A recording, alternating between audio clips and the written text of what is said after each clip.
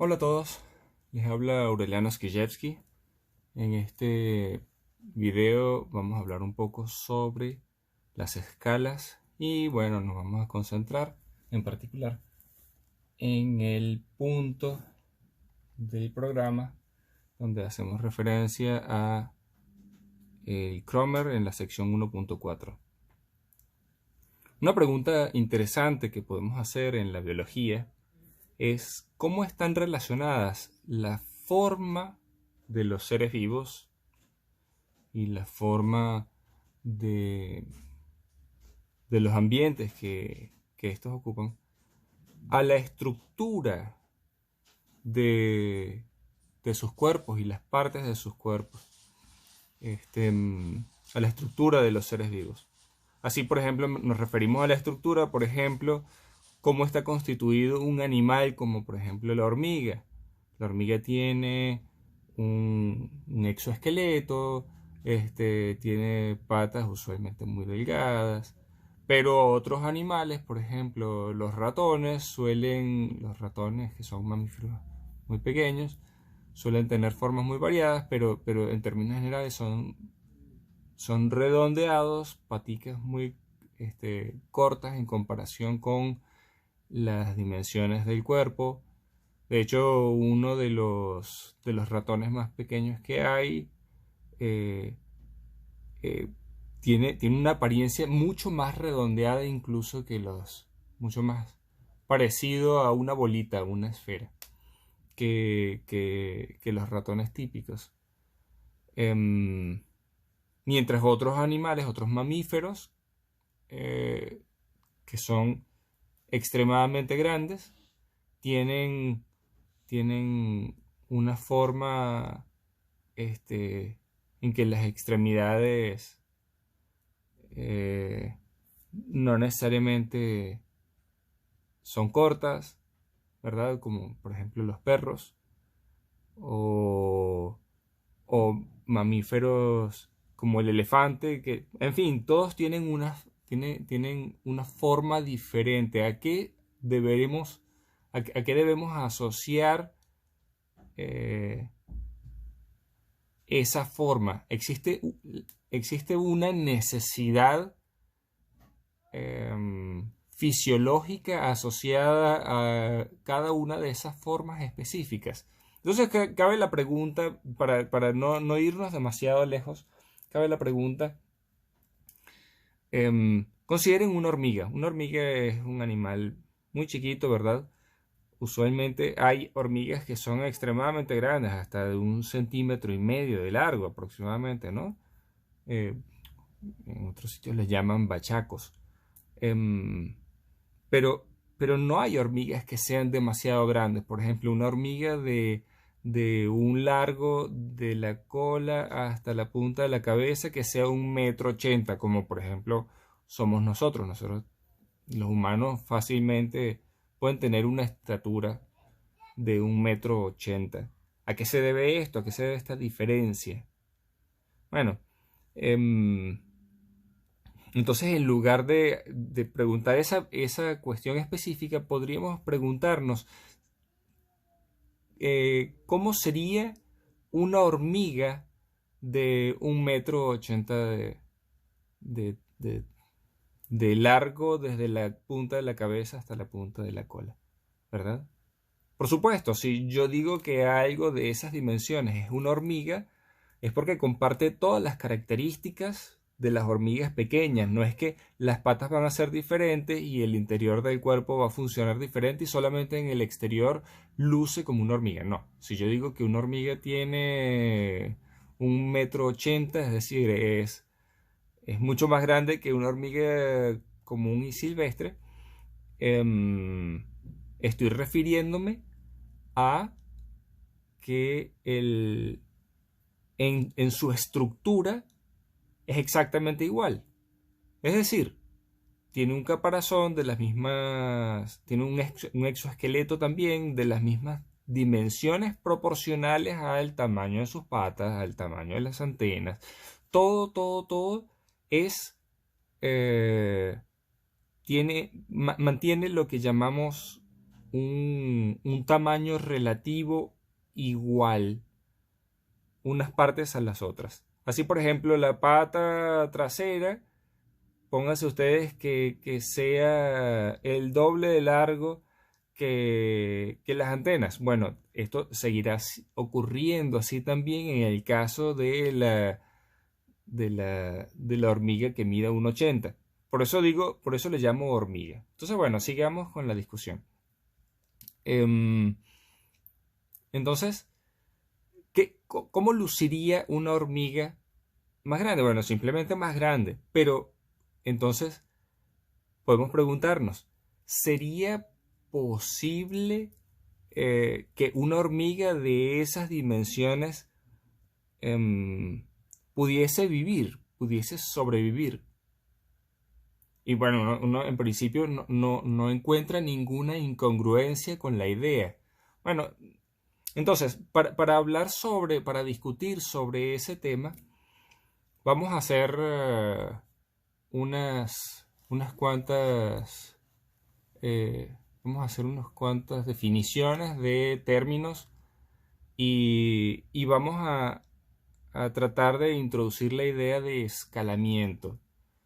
Supongan que consideramos un cubo, no porque vayamos a pensar que la hormiga es como el cubo, no es necesario hacer eso. Simplemente porque va a ser mucho más fácil hablar de los escalamientos de un cubo y hablar de cantidades como el volumen del cubo, por ejemplo. Así, un escalamiento básicamente es un cambio de tamaño, pero donde se mantienen las proporciones, se mantienen las dimensiones geométricas del, del objeto en cuestión. Así, si yo considero un cubo pequeño y un cubo grande, bueno, básicamente estoy diciendo que son objetos que los ángulos formados entre las aristas de un cubo son de 90 grados, que las caras del cubo entre sí, las caras contiguas, también forman 90 grados entre sí. Simplemente y que todos los lados son iguales. Entonces, un cubo grande o pequeño siempre tiene lados cuadrados, ¿verdad? Tienen 6 lados cuadrados. Y lo que cabe especificar cuando uno habla de cuadrados es cuál es el tamaño del lado. Entonces, supongamos que a ese tamaño lo llamamos A.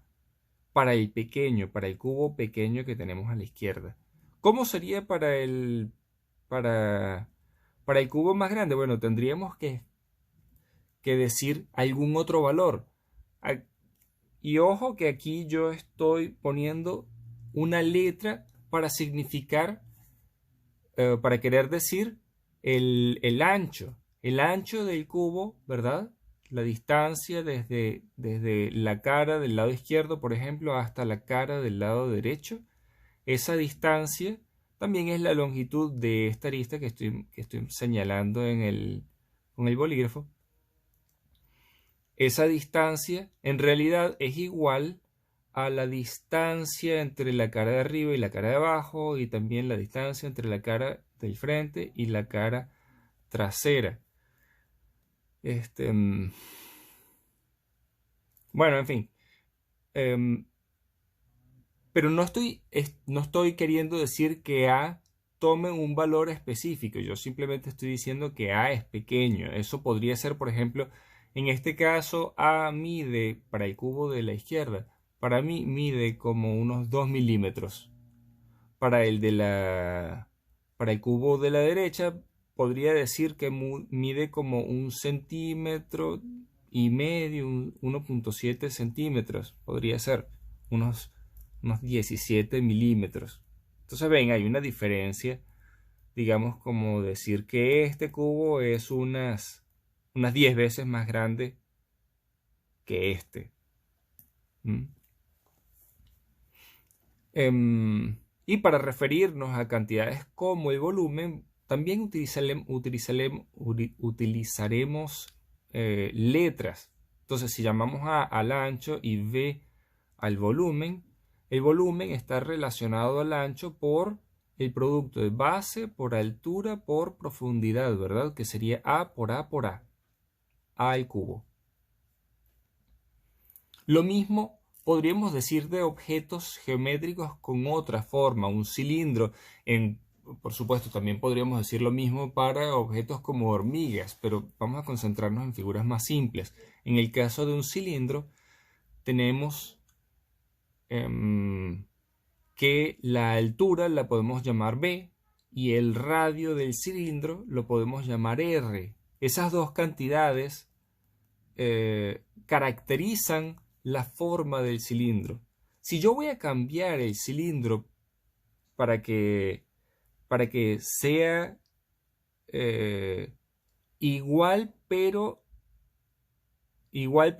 más grande, me voy a estar refiriendo a que igual en forma pero más grande. Lo que voy a querer decir es que tanto B, el alto, como R, el radio, van a cambiar en igual proporción. Es decir, si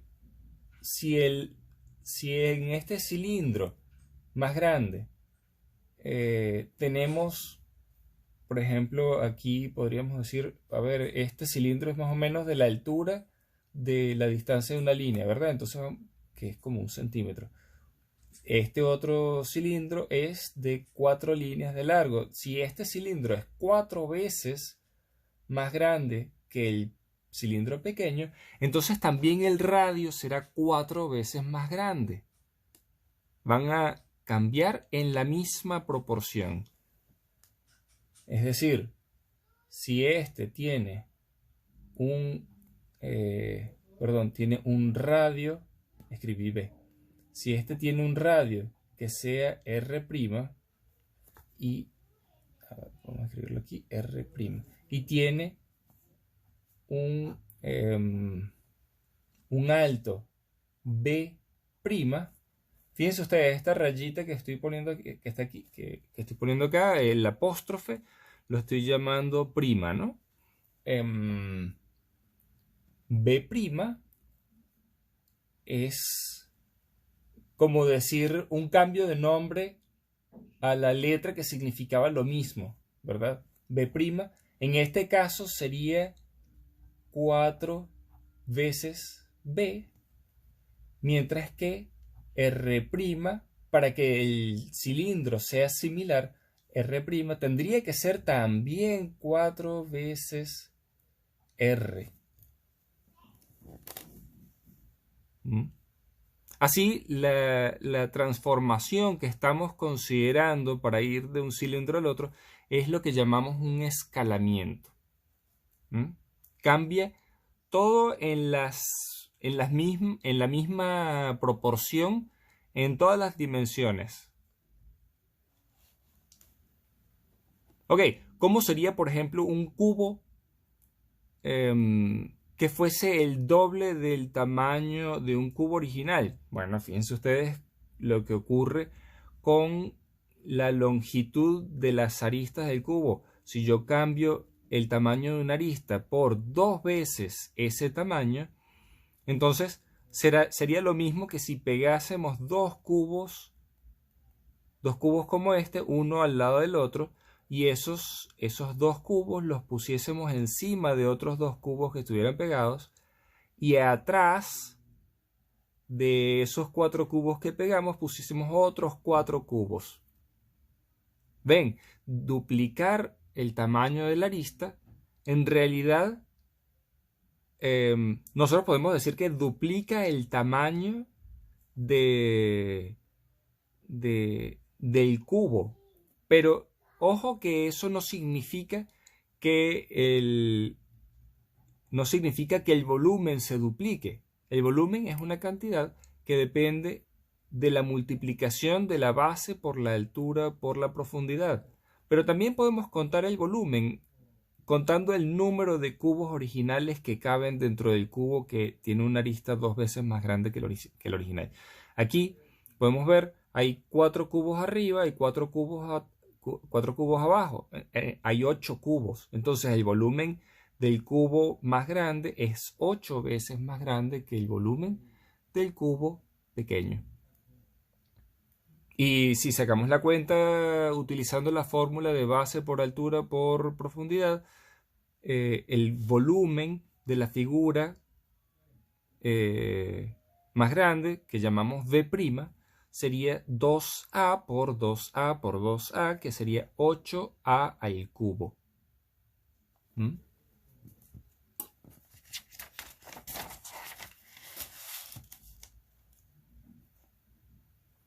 Así, en términos generales, si hablamos no ya de duplicar, sino de escalar en una cantidad cualquiera, si yo cambio el tamaño de un cubo desde A hasta A', yo puedo definir una cantidad que represente la proporción en que se está cambiando el tamaño, que sería, que podemos llamar como L. Y L sería la fracción A' sobre A, donde A' es el tamaño de la arista, de las aristas del cubo más grande, y A es el tamaño de las aristas del cubo más pequeño. Así, por supuesto, si yo defino L de esta forma, A' será simplemente el factor L por A al cubo. De esa manera, el área de las caras del cubo también podemos considerarlas si definimos a mayúscula como el área de las caras del cubo. Esta área sería igual a base por altura, ¿verdad? Sería A por A cuadrado. Y si yo cambio el tamaño del cubo ahora, fíjense ustedes, esta flecha significa que yo estoy haciendo una transformación escalando el tamaño, cambiando el tamaño en todas las direcciones en igual proporción. Así, el área del cubo más grande, denotado con una prima, A', mayúscula prima, sería la base por la altura del cubo más grande, que en este caso son A' y A'. Pero si A' es igual a L por A, entonces podemos sustituir en ambos casos. Podemos sustituir en ambos casos A' por L por A y este otro A' por L por A. Y así, si yo reordeno los factores en la multiplicación, saco las L hacia la izquierda y las A hacia la derecha. Fíjense ustedes que tengo L por L, sería L a la 1 más 1, ¿verdad? Considerando que estamos multiplicando potencias de igual base, la base queda y las potencias se suman. Entonces este L, que es lo mismo que L a la 1, L a la 1 por L a la 1 es igual a L a la 1 más 1. Y eso resulta en L cuadrado por A por A. A por A es el área de la cara de las caras del cubo original. Entonces fíjense ustedes, lo que ocurre es que el área de las caras del cubo resultante transforma no con L, sino con L al cuadrado. Si L es 2, como en el caso del cubo este que tenía, que hacíamos juntando cubos del mismo tamaño, si L es 2, entonces el área del cubo, el área de las caras del cubo más grande, el área de las caras de este cubo sería 2 al cuadrado por el área de las caras del cubo original. Fíjense ustedes, según esta fórmula, A' sería igual a 2 veces, ¿verdad? L es 2 aquí en este caso. 2 veces por el área de la cara del cubo original. Y esto es 4. El área de esta cara es 4 veces el área del cubo más pequeño. Y fíjense ustedes, no es en balde que tenemos que en cada cara quedan 4 caras de los cubos más pequeños. Es razonable entonces que el área del cubo más grande, el área de las caras del cubo más grande, sea 4 veces el área de las caras del cubo más pequeño.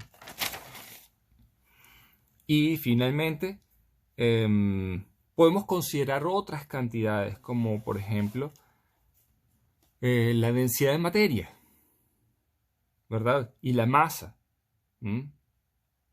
En un material uniforme, por ejemplo, en un trozo de madera o en un bloque de metal uniforme, la densidad del material sería una constante. Si es uniforme, ¿no? Uniforme quiere decir que tiene una densidad, eh, densidad que es constante.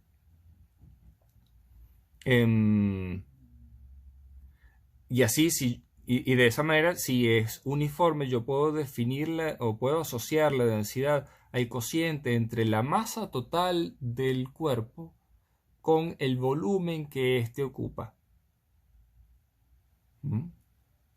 Si les preocupa cómo se mide el volumen, ustedes pueden considerar un cuerpo cualquiera, eh, sumergirlo en agua y el volumen de agua desplazado, eso sería el volumen del objeto que sumergieron. Es decir, pónganse ustedes que tienen una bañera repleta de agua hasta arriba, no le cabe una gota más. Meten el objeto allí y todo el agua que haya botado,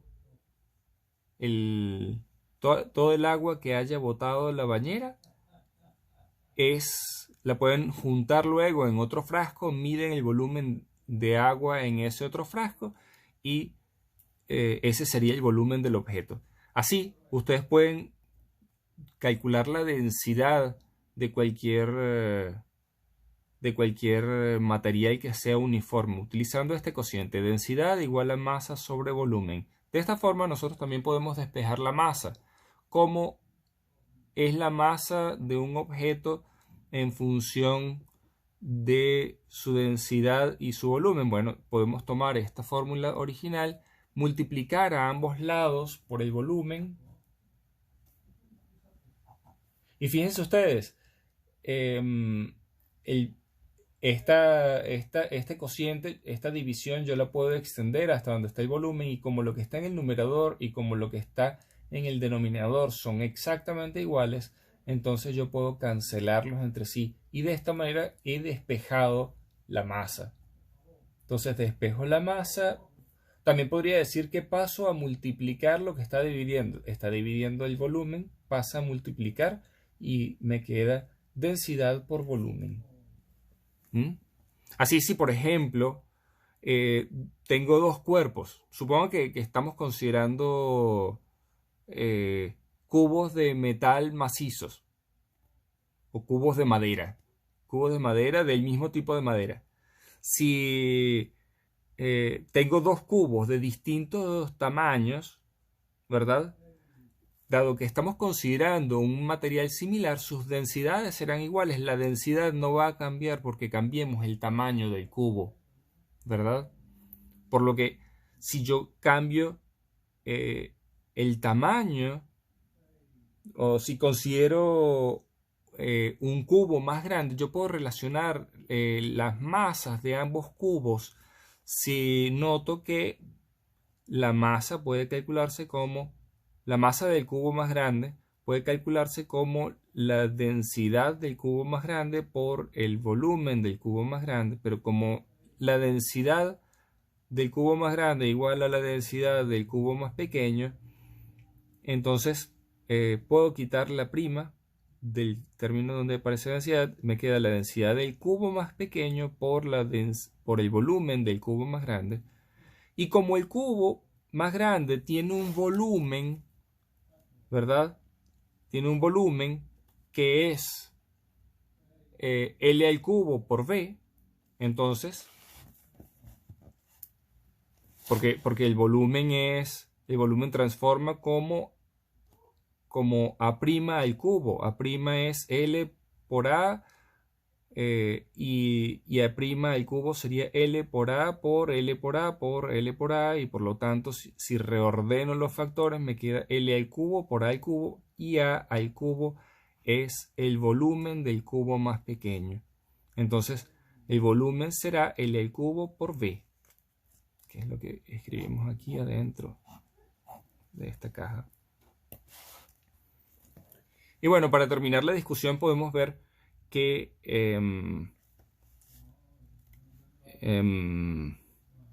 ya que el volumen escala como L al cubo por V, yo puedo reordenar los términos que estoy multiplicando entre sí. Hay un detalle que quiero mencionar, que es que mientras hemos venido haciendo cuentas, inicialmente escribíamos un signo por para denotarla, un signo X, una X pequeñita, para denotar la multiplicación. Bueno, en términos generales nosotros no vamos a estar utilizando esa notación. Simplemente omitimos todo signo, no escribimos ni punto, ni por, ni X, quiere decir, sino que al estar una letra al lado de la otra, eso inmediatamente significa que están multiplicándose como se multiplican los números. Bueno, entonces de esta forma, fíjense ustedes, lo que quedaba como D por L al cubo por V, yo puedo tomar este L al cubo y ponerlo a la izquierda y notar que D por V, que es lo que quedaba, D por V es la masa del cubo más pequeño. Entonces yo puedo relacionar, fíjense ustedes, la masa de un cubo más grande a la masa de un cubo más pequeño por el factor del cambio de tamaño de alguna de las dimensiones del cubo. Cada una de las aristas cambió en un factor de L, y por lo tanto la masa del cubo más grande, M', será igual a L al cubo por la masa del cubo más pequeño. Bueno, vamos a dejar este video hasta aquí y seguiremos hablando sobre este tema